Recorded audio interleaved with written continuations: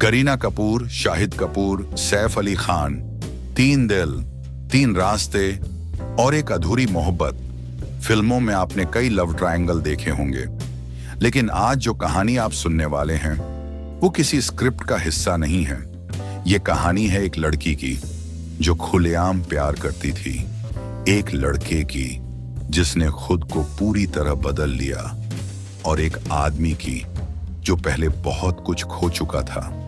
सवाल ये नहीं था कि करीना किससे प्यार करती थी, सवाल ये था कि वो किसके साथ खुद को जिंदा महसूस करती थी।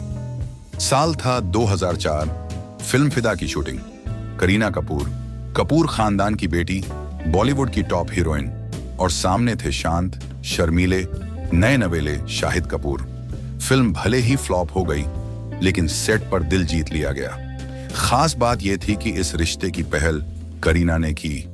करीना ने खुद माना था, मुझे ही शाहिद के पीछे भागना पड़ा।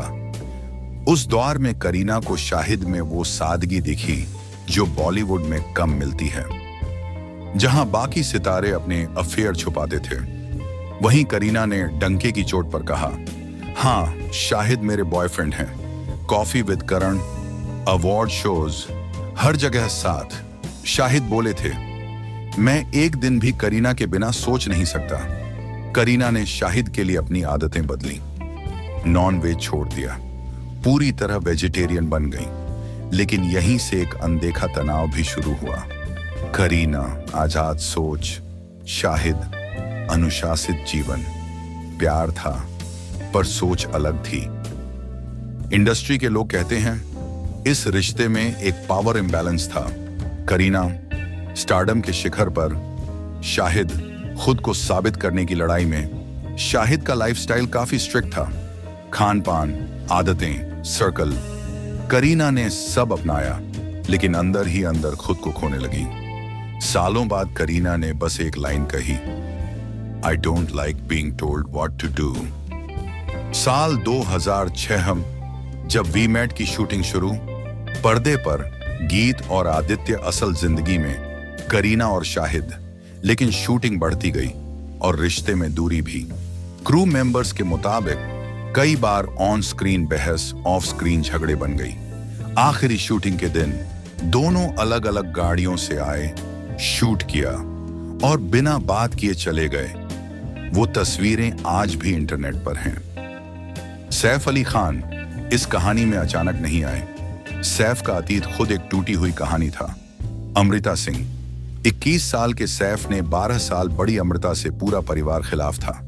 नवाबी खानदान और एक बागी बेटा। सैफ ने सबको नजरअंदाज किया और शादी कर ली। लेकिन यह शादी प्यार से शुरू होकर ईगो, इनसिक्योरिटी और लोनलीनेस में बदल गई। अमृता मजबूत थी, सैफ दबते चले गए। 13 साल बाद यह रिश्ता टूट गया। सैफ ने माना, मैं सफोकेटेड महसूस करता था। इस शादी ने सैफ को सिखाया, प्यार में कंट्रोल नहीं, स्पेस चाहिए। और यही लेसन आगे चलकर करीना के लिए सबसे बड़ा प्लस बना। रोसा कटालानो। तलाक के बाद सैफ टूट चुके थे, तभी उनकी जिंदगी में आई रोसा कटालानो। इटली की मॉडल, शांत रिश्ता लेकिन अधूरा। मीडिया को लगा यही अगली शादी है, लेकिन सैफ अब भी इमोशनली इनकम्प्लीट थे। यहीं सैफ ने सीखा, प्यार में स्पेस सबसे जरूरी है। बहुत कम लोग जानते हैं, ओमकारा के समय सैफ और करीना में अट्रैक्शन शुरू हो चुका था। तब करीना शाहिद के साथ थी और सैफ रोजा के साथ। ये था इमोशनल ओवरलैप जो बाद में एक विस्फोट बना। Shahid, discipline, spiritual control rules, future planning. Saif, freedom, experience, emotional maturity, no pressure. Kareena इन दोनों के बीच फंसी नहीं थी, वो तुलना कर रही थी। एक तरफ तुम ऐसा क्यों करती हो, दूसरी तरफ तुम जैसी हो वैसी परफेक्ट हो। और यहीं खेल पलट गया। टशन की शूटिंग सिर्फ फिल्म नहीं थी, ग्रीस की लोकेशन, दूरी और इमोशनल शेयरिंग। शाहिद से बढ़ती दूरी और सैफ से बढ़ती नजदीकी। और एक दिन करीना ने खुद से पूछा, मैं किस रिश्ते में खुद को आजाद महसूस करती हूँ। एक रात करीना ने शाहिद को फोन किया और वही फोन कॉल इस रिश्ते की आखिरी लाइन थी। करीना ने कभी ब्रेकअप की वजह नहीं बताई, लेकिन शाहिद टूट गए।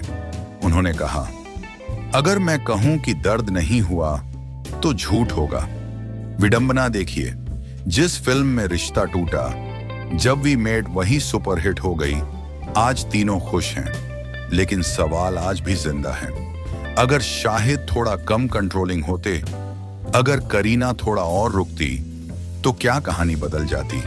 या फिर कुछ प्यार अधूरे रहने के लिए ही बने होते हैं? क्योंकि इस कहानी में कोई विलेन नहीं था, सिर्फ अलग अलग जरूरतें थीं।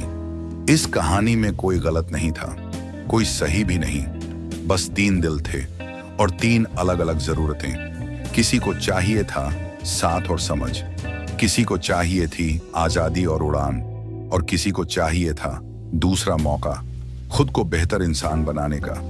प्यार हमेशा मिल जाने का नाम नहीं होता। कभी कभी प्यार का मतलब होता है किसी को जाने देना, क्योंकि सच्चा प्यार किसी को बांधता नहीं, आजाद करता है। शायद इसीलिए कुछ प्रेम कहानियां अधूरी रह जाती हैं, ताकि हमें सिखा सकें कि प्यार सिर्फ पाने में नहीं, समझने में भी होता है। अगर आपको ये कहानी दिल से छू गई हो, अगर आपने भी कभी ऐसा प्यार जिया हो जो पूरा नहीं हो सका, तो इस वीडियो को दिल से लाइक कीजिए और मेलोडी सॉन्ग हब को सब्सक्राइब कीजिए, क्योंकि यहाँ हम सिर्फ कहानियां नहीं सुनाते, यहाँ दिल की बातें होती हैं। मिलेंगे फिर एक और अधूरी लेकिन खूबसूरत लव स्टोरी के साथ।